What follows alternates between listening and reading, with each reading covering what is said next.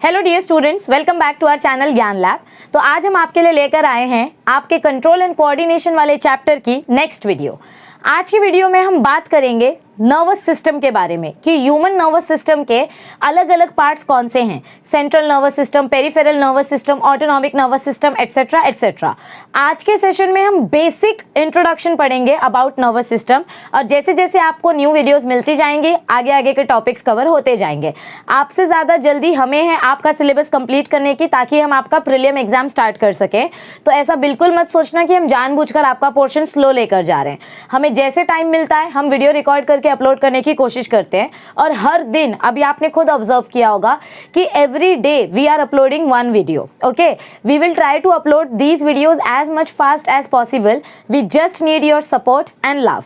तो अब तक अगर आपने चैनल को सब्सक्राइब नहीं किया है तो सब्सक्राइब कर लो, और ये वीडियो देखने से पहले, इसके पहले की जितनी भी वीडियोज हमने ऑलरेडी अपलोड कर दी हैं वो सारी वीडियोज भी प्लीज देखना मत भूलना। पहले सारी वीडियोज, पहले की सारी वीडियोज देख लो और फिर उसके बाद आज की वीडियो आप देखना। क्या बोला मैंने? आपको पहले पुरानी वीडियोस देखनी है और फिर आपको आज की वीडियो देखनी है। तो आज की वीडियो में हम स्टार्ट करने वाले हैं new topic, that is human nervous system.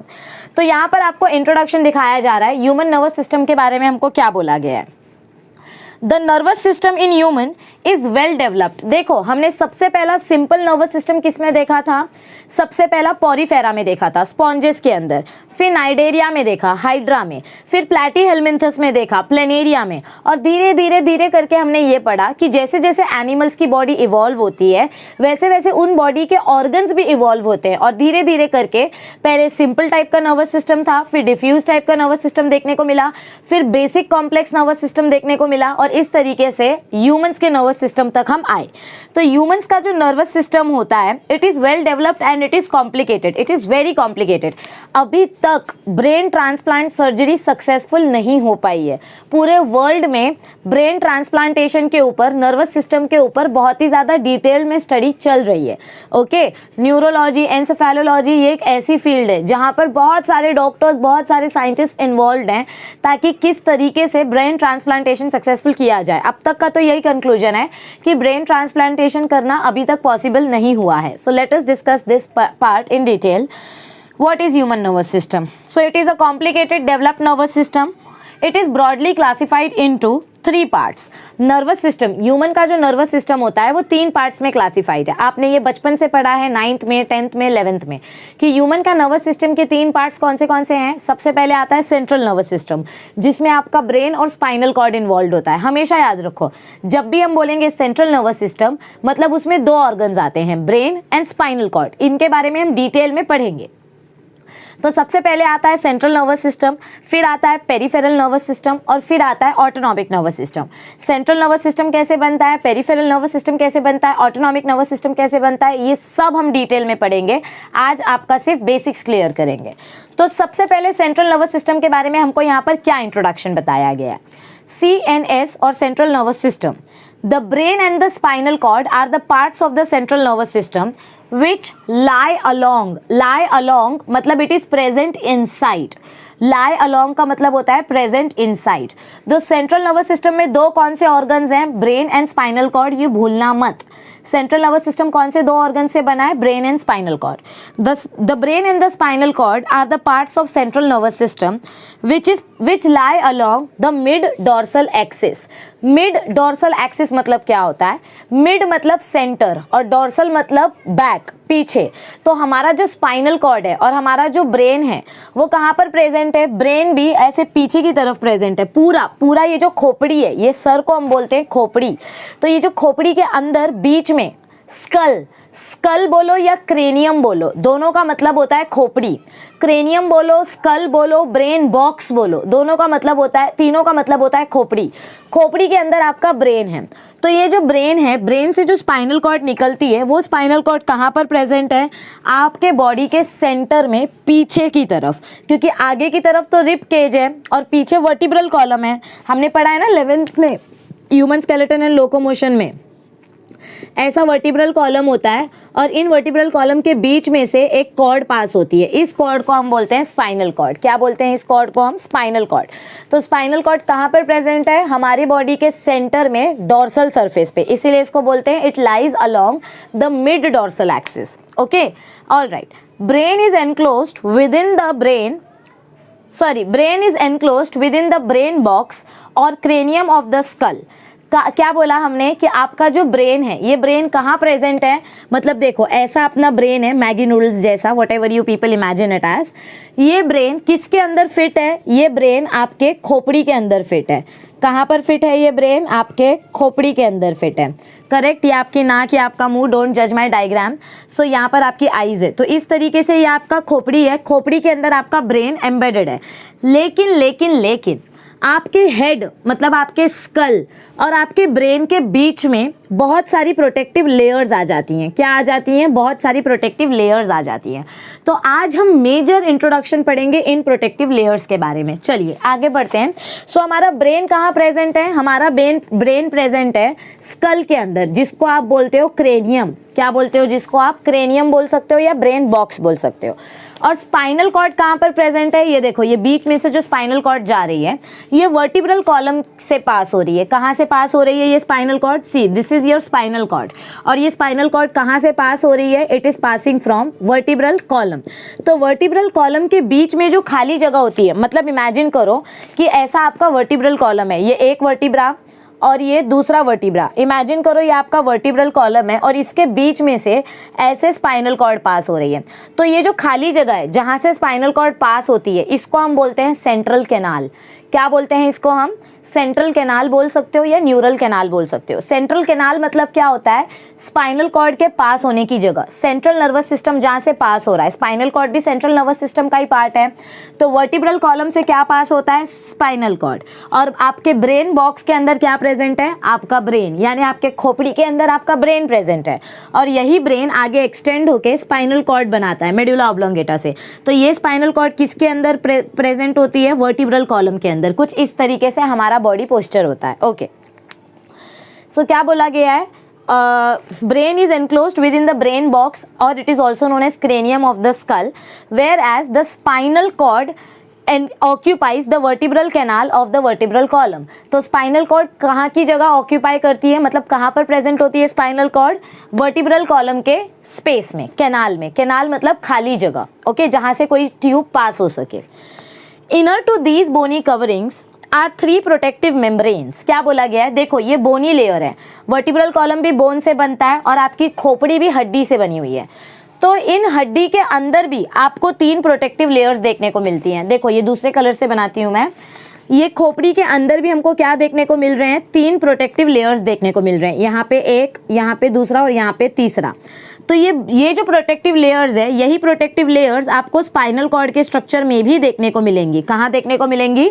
Spinal cord के बाजू बाजू में। मतलब सबसे पहले बाहर प्रेजेंट होता है स्कल, यानी कि खोपड़ी। खोपड़ी के अंदर ये 3 प्रोटेक्टिव लेयर्स प्रेजेंट होते हैं। और आपका जो वर्टिब्रल कॉलम है, वर्टिब्रल कॉलम में भी बाहर प्रेजेंट होता है आपका वर्टिब्रल कॉलम का ढांचा। लेकिन वर्टिब्रल कॉलम, ये देखो, ये वर्टिब्रल कॉलम है।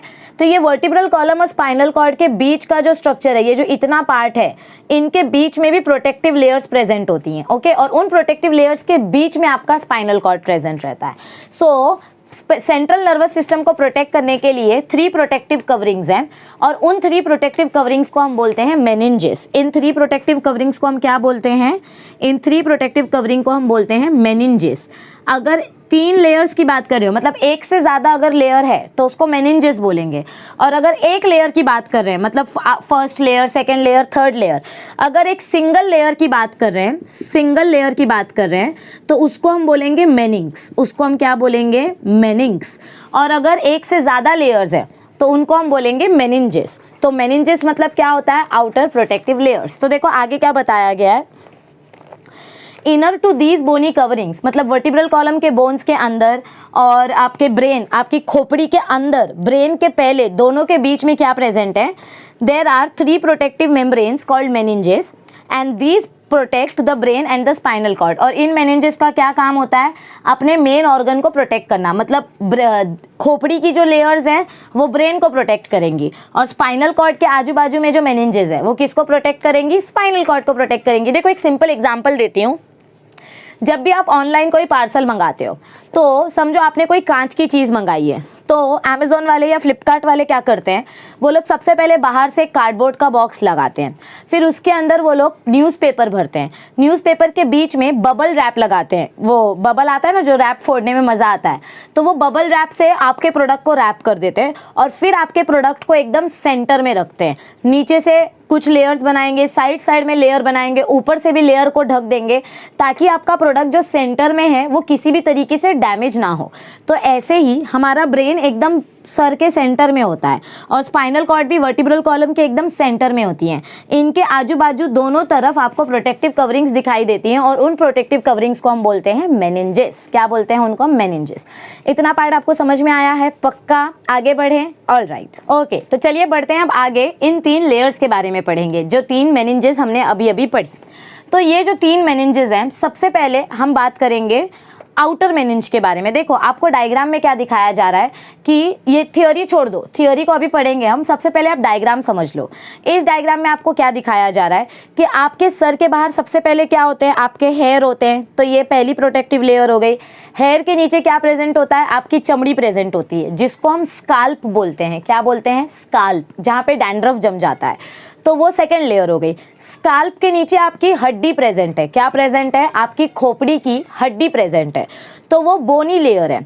उस बोनी लेयर के नीचे और एक पेरिओस्टियम की लेयर होती है। कौन सी लेयर होती है, पेरिओस्टियम की लेयर होती है, यानी बोन को कवर करने वाली और एक लेयर। और फिर उस प्रोटेक्टिव लेयर के नीचे आपकी फर्स्ट मेनिंज होती है ड्यूरा मैटर। मतलब ऊपर से इतनी लेयर्स क्रॉस करने के बाद हेयर का लेयर, स्काल्प के नीचे हड्डी, हड्डी के नीचे ऑस्टियम वाली लेयर, और ऑस्टियम वाली लेयर के नीचे एक लेयर आती है जो फर्स्ट लेयर है, जिसको हम बोलते हैं ड्यूरा मैटर। क्या बोलते हैं, जिसको हम ड्यूरा मैटर। 3 लेयर्स के बारे में हम पढ़ने वाले हैं।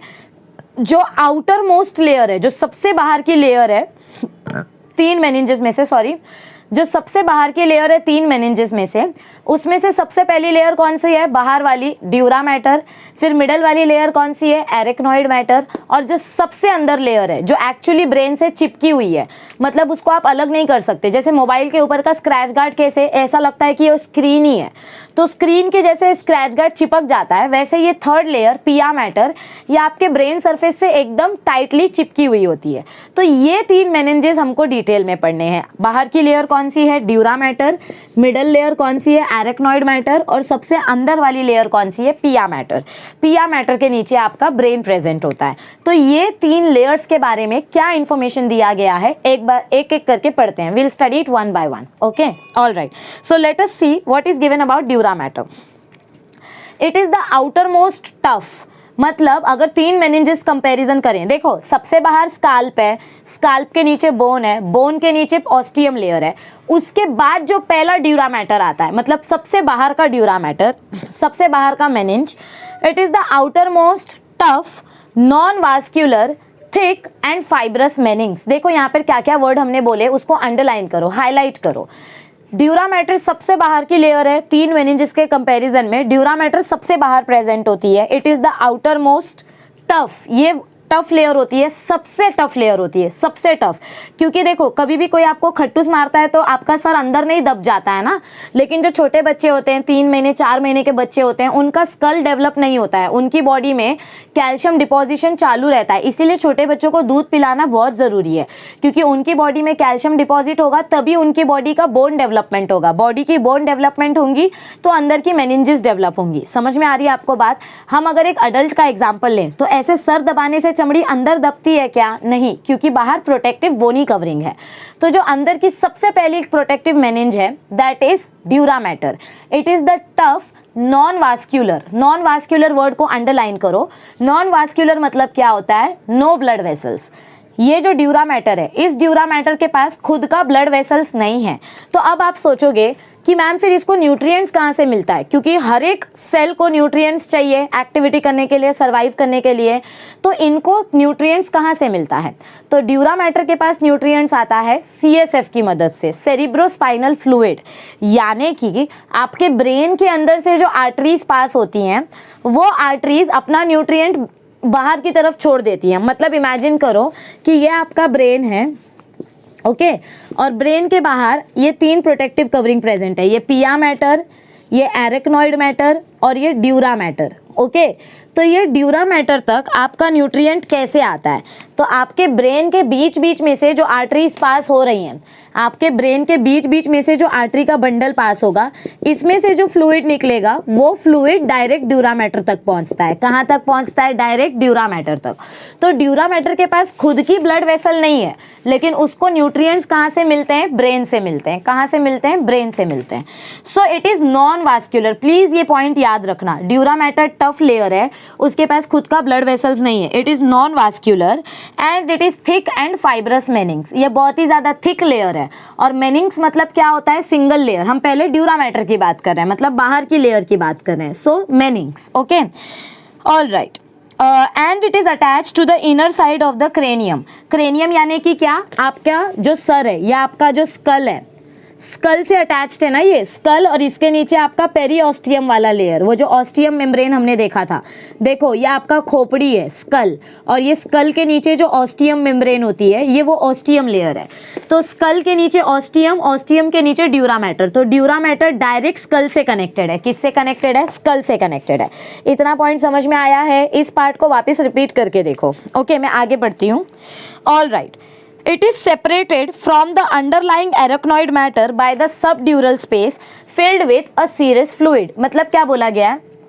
आपका ड्यूरा मैटर है, ड्यूरा मैटर के नीचे कौन सा लेयर आ जाता है? Arachnoid matter. इस लेयर को हम क्या बोलते हैं? Arachnoid matter. और ये जो सबसे अंदर की लेयर है, ये जो चिपकी हुई है आपके ब्रेन से, ये लेयर जो चिपकी हुई है, इसको हम बोलते हैं पिया मैटर। क्या बोलते हैं इसको हम? पिया matter. So the outer most layer is dura matter, the second layer is arachnoid matter and the third layer is पिया मैटर। तो ये जो ड्यूरा मैटर है, ड्यूरा मैटर और एरेक्नॉइड मैटर के बीच का जो स्पेस है, ये देखो, ये जो खाली जगह है, इस खाली जगह को हम बोलते हैं सब ड्यूरल स्पेस। मतलब ड्यूरा मैटर के नीचे का स्पेस। सब मतलब क्या होता है? बिलो। तो ड्यूरा मैटर के नीचे जो स्पेस प्रेजेंट है, इसको हम बोलते हैं सब ड्यूरल स्पेस। और इस स्पेस में क्या भरा हुआ है? CSF भरा हुआ है। CSF यानी कि न्यूट्रिएंट्स भरे हुए हैं। CSF यानी कि ब्लड के न्यूट्रिएंट्स भरे हुए हैं। सेरिब्रोस्पाइनल फ्लूइड, इसके बारे में आप पढ़ोगे, ओके। तो सबसे पहले ड्यूरा मैटर है, ड्यूरा मैटर के बाद एरेक्नॉइड मैटर है, लेकिन एरेक्नॉइड मैटर और ड्यूरा मैटर के बीच का जो स्पेस है उसको हम बोलते हैं सब ड्यूरल स्पेस। और वो सब ड्यूरल स्पेस कौन से फ्लूइड से भरा हुआ है? CSF। आपके टेक्स्ट बुक में सीरस फ्लूइड बोला गया है। क्या बोला गया है? सीरस फ्लूइड बोला गया है। सीरस फ्लूइड का ही मतलब होता है CSF। कंफ्यूज नहीं होना है। आप सीरस फ्लूइड की जगह CSF लिखोगे तो भी आपको आंसर राइट मिलेगा, क्योंकि दोनों का मतलब सेम है।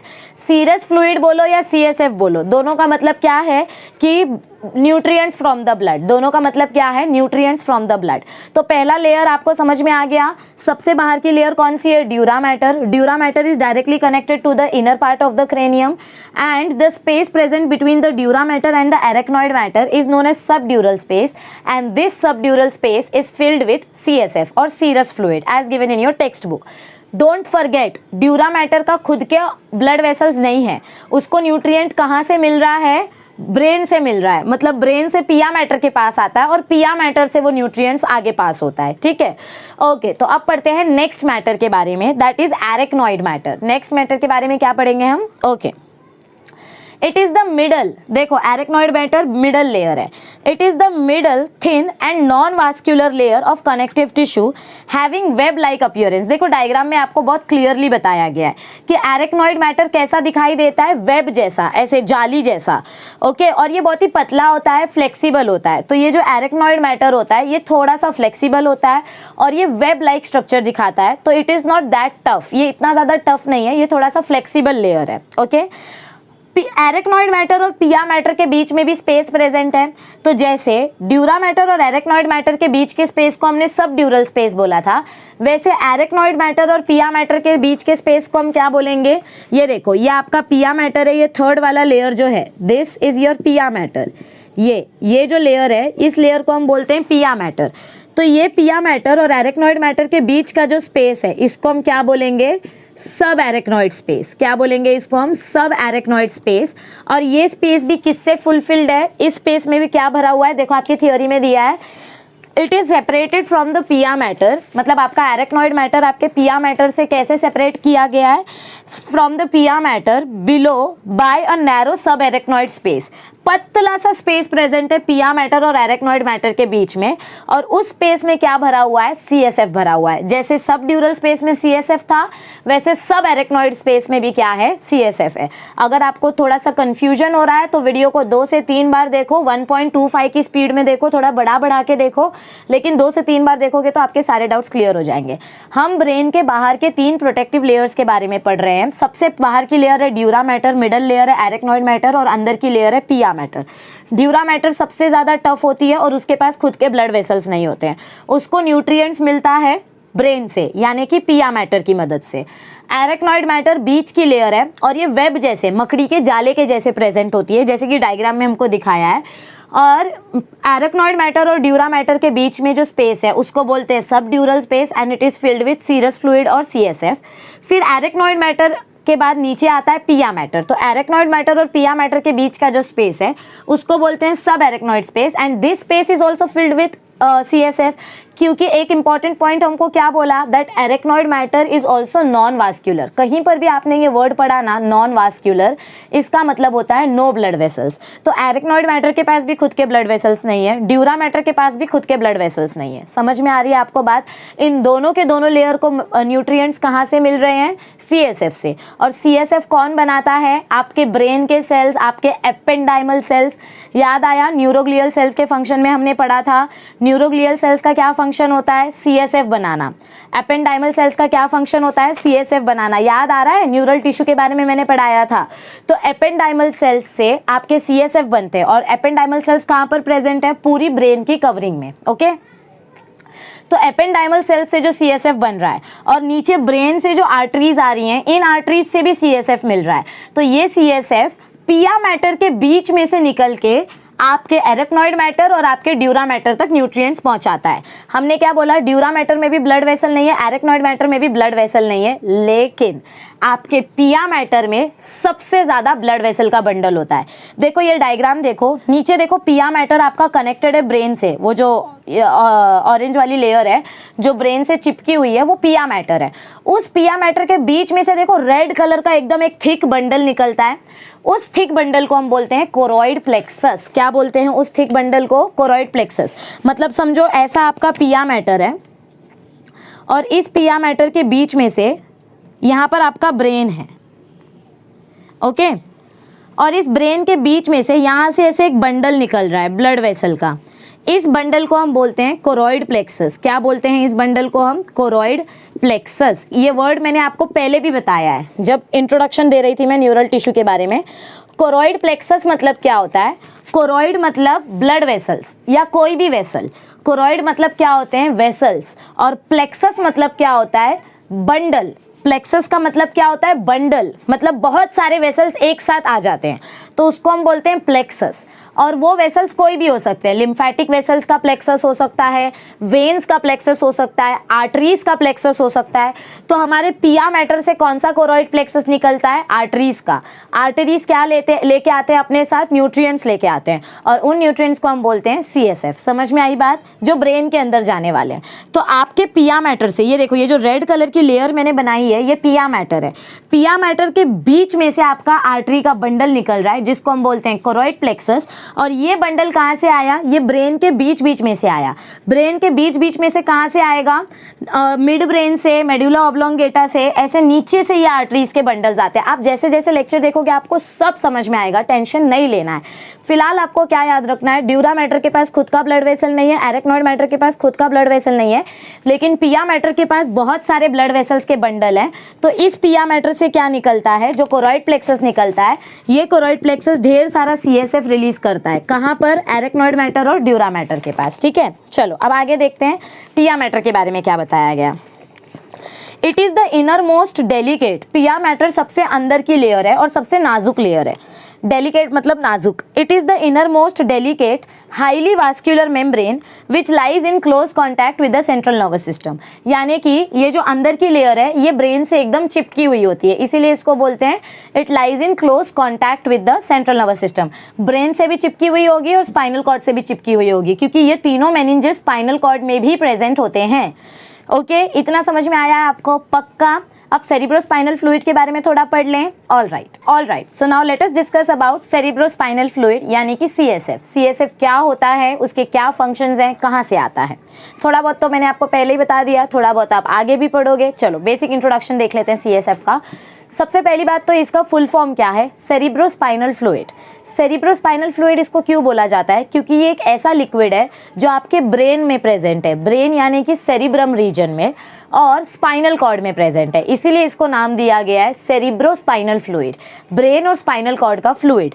और ये फ्लूइड कोई ऐसा वैसा फ्लूइड नहीं है, इस फ्लूइड में बहुत सारे न्यूट्रिएंट्स हैं।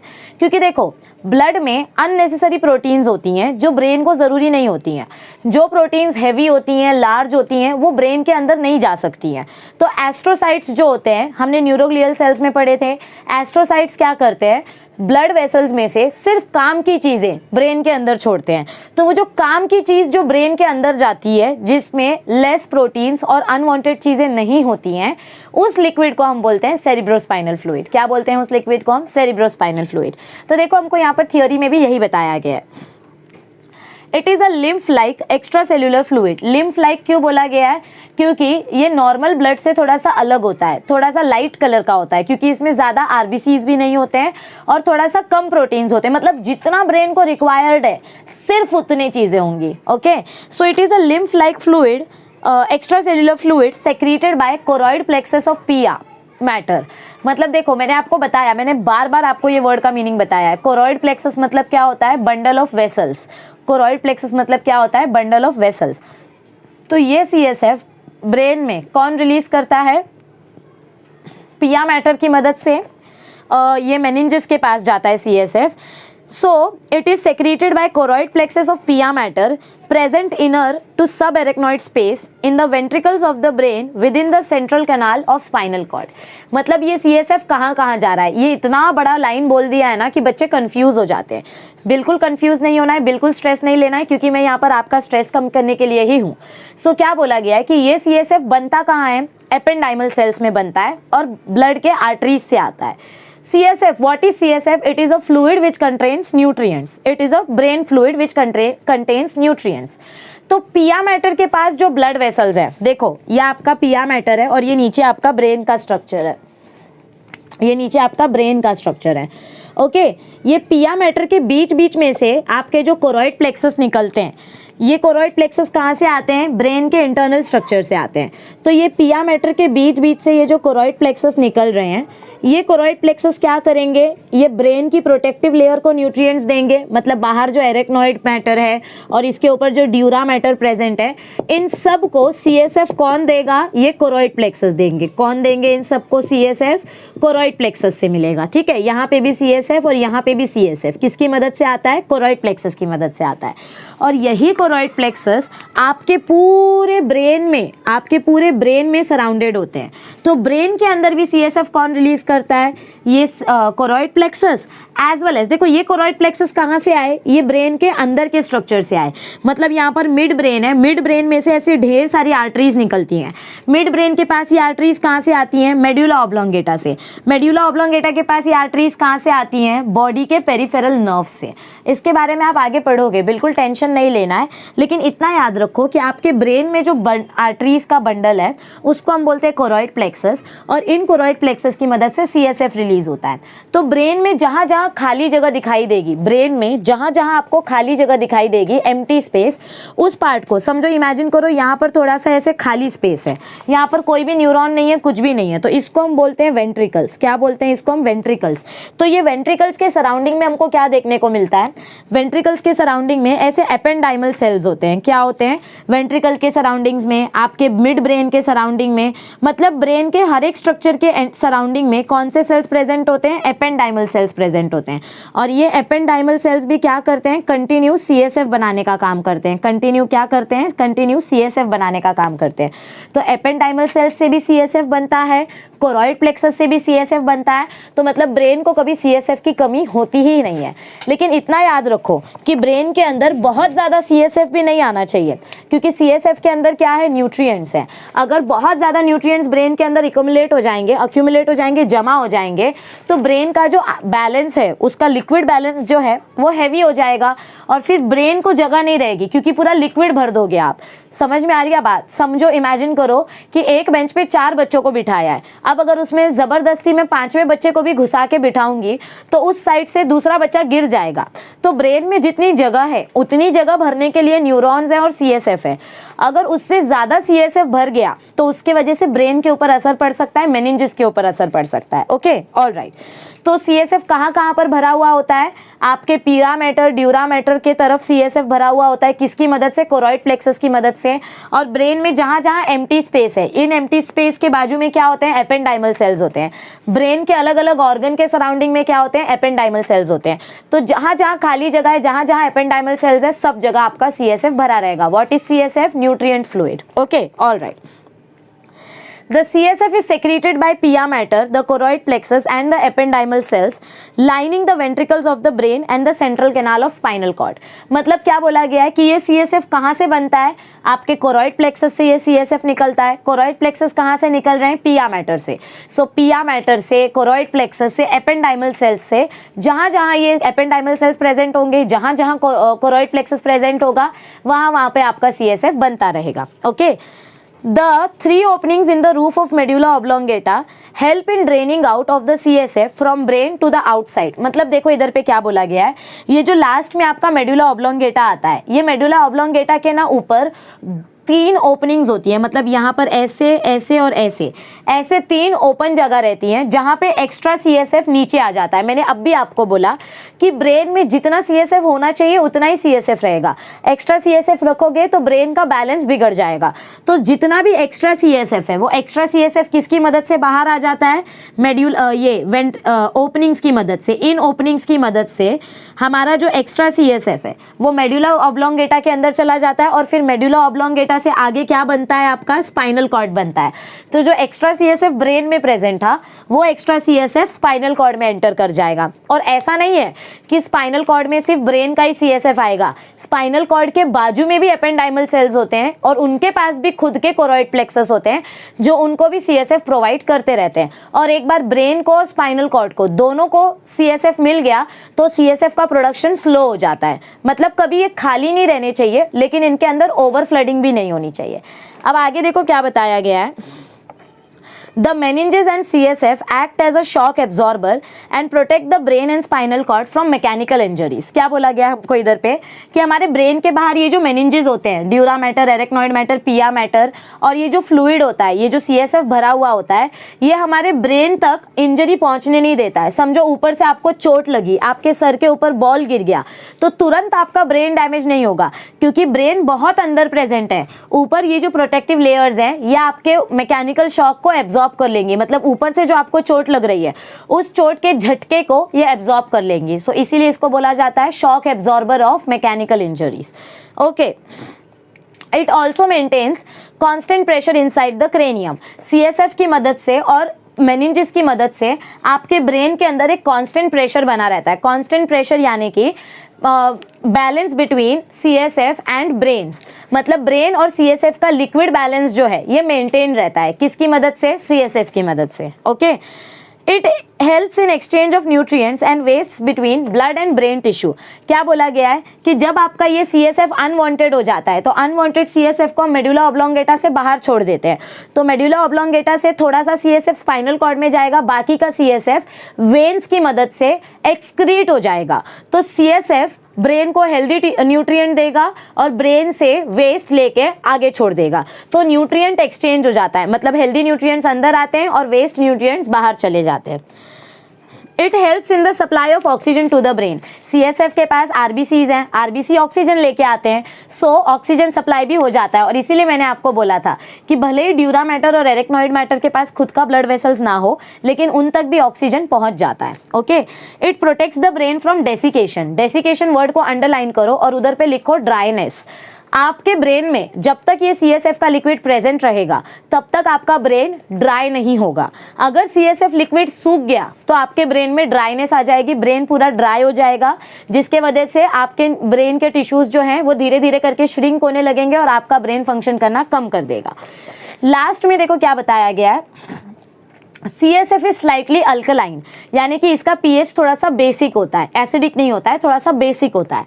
CSF is slightly alkaline fluid with a specific gravity of 1.005।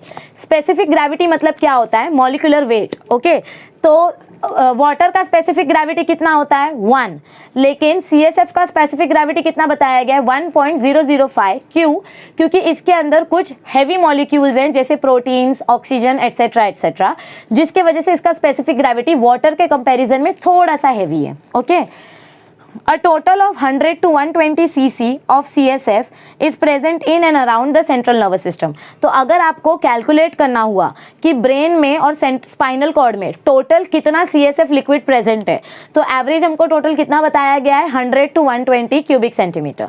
मतलब इतना वॉल्यूम है CSF का आपके ब्रेन में। अगर इससे ज़्यादा वॉल्यूम बढ़ा मतलब कि CSF ज़्यादा बढ़ रहा है, जिसकी वजह से ब्रेन को आगे तकलीफ हो सकती है।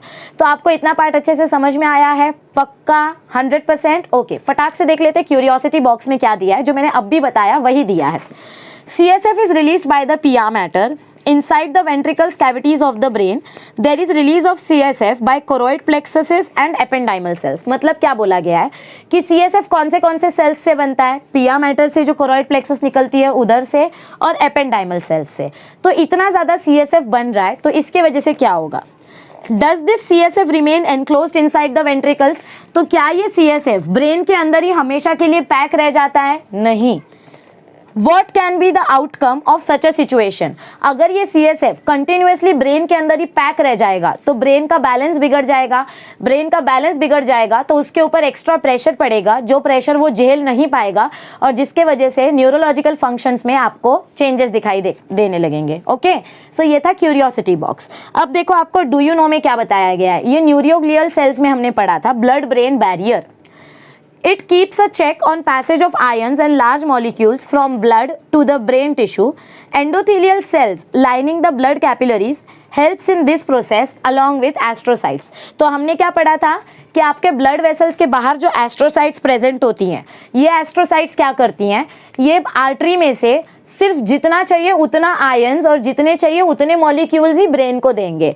तो ब्लड ब्रेन बैरियर मतलब जो आयंस ब्रेन को चाहिए, जो मॉलिक्यूल ब्रेन को चाहिए, फिल्टर करके सिर्फ वही मॉलिक्यूल्स ब्रेन तक पहुंचाना, ये काम होता है ब्लड ब्रेन बैरियर का। और ब्लड ब्रेन बैरियर कौन बनाता है? Astrocytes and endothelial cells. Okay, always remember का एक लास्ट बॉक्स दिया गया आपको। क्या बताया गया हमको इधर पे, CSF is continuously generated by the ependymal sales. आपके ये जो एपेंडाइमल सेल्स होते हैं, इन एपेंडाइमल सेल्स से आपका CSF कंटिन्यूसली फॉर्म होते रहता है। It is continuously generated by the ependymal sales lining the ventricles and central canal and simultaneously drained out of the brain into the blood stream. मतलब continue CSF बनते जा रहा है ब्रेन में भी और स्पाइनल कॉर्ड में भी, और कंटिन्यू रिलीज भी होते जा रहा है, मतलब एक्सक्रीट भी होते जा रहा है। फ्रेश न्यूट्रिएंट्स ब्रेन को मिलता है और पुराने न्यूट्रिएंट्स बाहर चले जाते हैं। फ्रेश न्यूट्रिएंट्स मिलते हैं, पुराने न्यूट्रिएंट्स बाहर चले जाते हैं। फ्रेश न्यूट्रिएंट्स मिलते हैं, पुराने न्यूट्रिएंट्स बाहर चले जाते हैं। तो CSF कंटिन्यू किसकी मदद से बन रहा है? एपेंडाइमल सेल्स की मदद से बन रहा है। तो ब्रेन और स्पाइनल कॉर्ड कभी खाली नहीं रहता है, लेकिन वो एक्स्ट्रा भरता भी नहीं है। ओके, लास्ट में देखो क्या बताया गया है, CSF maintains a constant pressure inside the cranium. CSF की मदद से आपके क्रेनियम के अंदर हमेशा एक कांस्टेंट प्रेशर बना रहता है, ना कम ना ज़्यादा। And the nervous tissue is without lymphatic vessels. इसको अंडरलाइन कर लो, आपके नर्वस टिश्यू के पास लिम्फेटिक वेसल्स नहीं है, लेकिन इनके पास एक स्पेशल सेल्स हैं। कौन से स्पेशल सेल्स? माइक्रोग्लिया। ये माइक्रोग्लिया के सेल्स क्या काम करते हैं? ये माइक्रोग्लिया के सेल्स जो है वो ब्रेन के डेड टिश्यू या ब्रेन में कोई भी घुसने वाले एंटीजन को एनगल्फ कर लेते हैं, यानी कि मोनोसाइट्स। तो इनके पास खुद के लिम्फेटिक वेसल्स नहीं है, लेकिन सीएसएफ की मदद से इनको मोनोसाइट्स या माइक्रोग्लिया का सप्लाई मिलते रहता है, जिसकी मदद से ब्रेन का सारा काम चलते रहता है।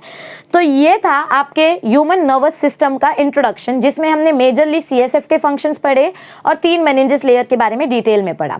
आई होप आपको ये सेशन पढ़ने में मजा आया होगा। आप इसको जरूर 2 बार देखना 1.5 की स्पीड में। आज का लेक्चर समझेगा तभी आगे के लेक्चर्स पढ़ने में मजा आएगा। तो अगर और अच्छे लेक्चर्स चाहिए तो चैनल को सब्सक्राइब कर दो, फटाफट फ्रेंड्स के साथ शेयर कर दो और बने रहो हमारी चैनल के साथ, पढ़ते रहो, एग्जाम के लिए तैयारी चालू रखो। हम आपको इसी तरीके से सपोर्ट करते रहेंगे। चलिए मिलते हैं जल्दी। Thank you, stay tuned, see you soon.